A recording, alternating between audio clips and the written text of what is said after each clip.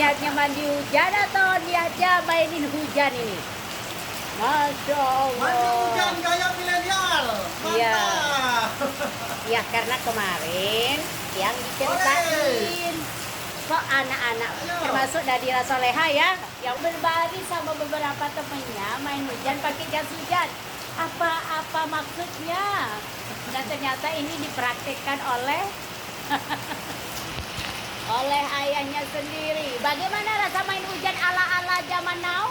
Keren. Mantap. Di beberapa tempat kita menemukan anak-anak sekarang itu rombongan main hujan tapi pakai jas hujan yang kayak gini. Hujan merupakan fenomena alam yang memegang peran penting dalam siklus kehidupan di bumi.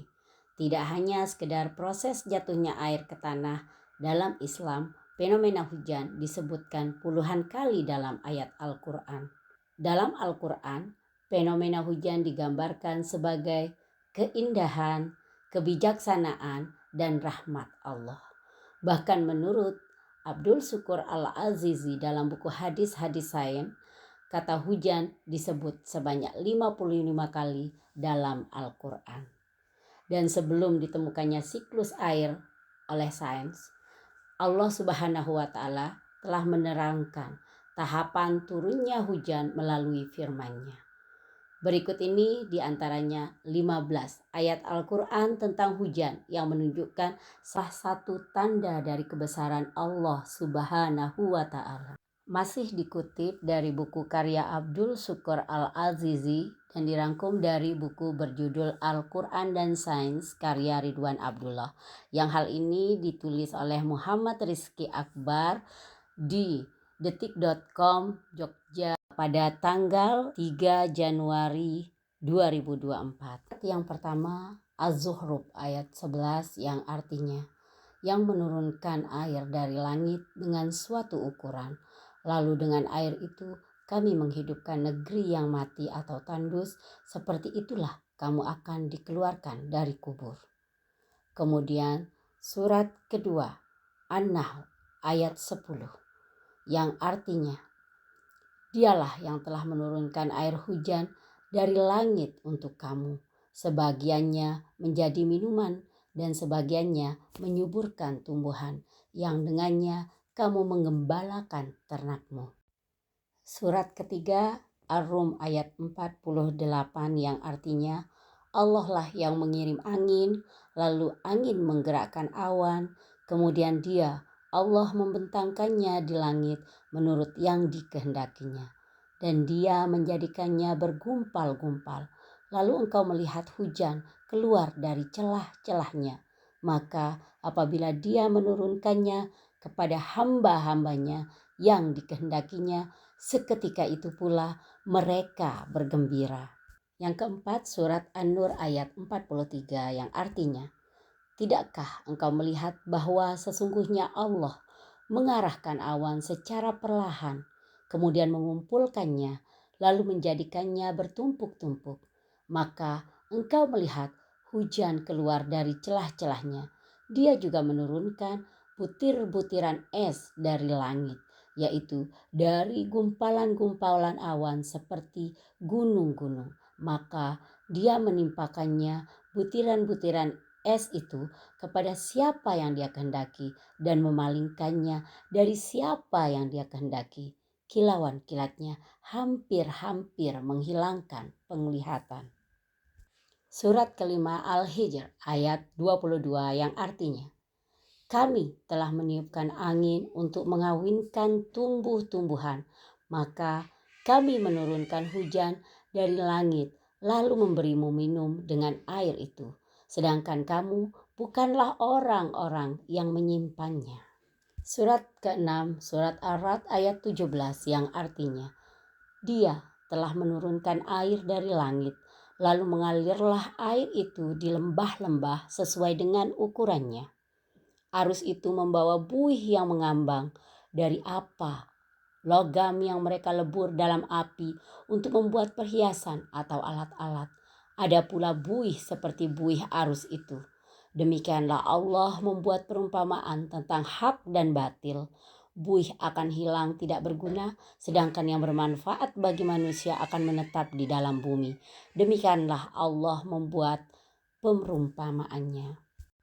Surat ke-7, surat Al-Mu'minun ayat 18 yang artinya, kami turunkan air dari langit dengan suatu ukuran. Lalu kami jadikan air itu menetap di bumi dan sesungguhnya kami maha kuasa melenyapkannya.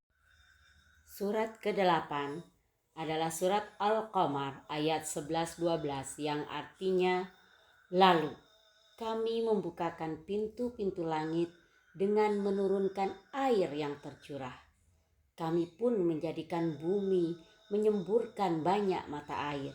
Maka berkumpullah semua air itu sehingga meluap dan menimbulkan bencana yang telah ditetapkan. 9. Surat Al-Ahqaf ayat 24 yang artinya, maka ketika melihat azab itu berupa awan yang menuju ke lembah-lembah mereka, mereka berkata, inilah awan yang akan menurunkan hujan kepada kita. Bukan, tetapi itu azab yang kamu minta agar disegerakan kedatangannya, yaitu angin yang mengandung azab yang sangat pedih. 10. Surat Al-A'raf ayat 57 yang artinya, dialah yang mendatangkan angin sebagai kabar gembira yang mendahului kedatangan rahmatnya, hujan, sehingga apabila angin itu telah memikul awan yang berat, kami halau ia ke suatu negeri yang mati atau tandus. Lalu kami turunkan hujan di daerah itu. Kemudian kami tumbuhkan dengan hujan itu berbagai macam buah-buahan. Seperti itulah kami membangkitkan orang-orang mati agar kamu selalu ingat. 11. Al-Baqarah ayat 22 yang artinya, dialah yang menjadikan bagimu bumi sebagai hamparan dan langit sebagai atap. Dan dialah yang menurunkan air hujan dari langit. Lalu dia menghasilkan dengan hujan itu buah-buahan sebagai rezeki untuk kamu. Oleh karena itu, janganlah kamu mengadakan tandingan-tandingan bagi Allah, padahal kamu mengetahui. 12. Qaf ayat 9. Artinya, kami turunkan dari langit air yang diberkahi, lalu kami tumbuhkan dengannya kebun-kebun dan biji-bijian yang dapat dipanen. 13. Asy-Syura ayat 28 yang artinya, dialah yang menurunkan hujan setelah mereka berputus asa, dan dia pula yang menyebarkan rahmatnya. Dialah maha pelindung lagi maha terpuji.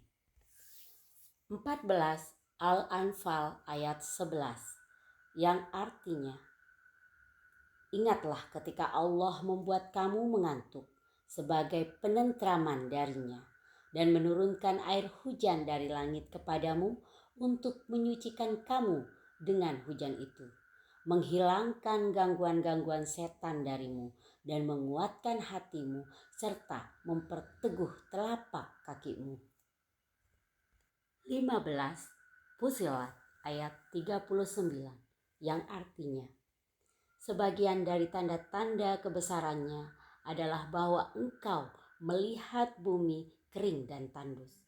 Kemudian apabila kami menurunkan air hujan padanya, ia pun hidup dan menjadi subur. Sesungguhnya zat yang menghidupkannya pasti dapat menghidupkan yang mati.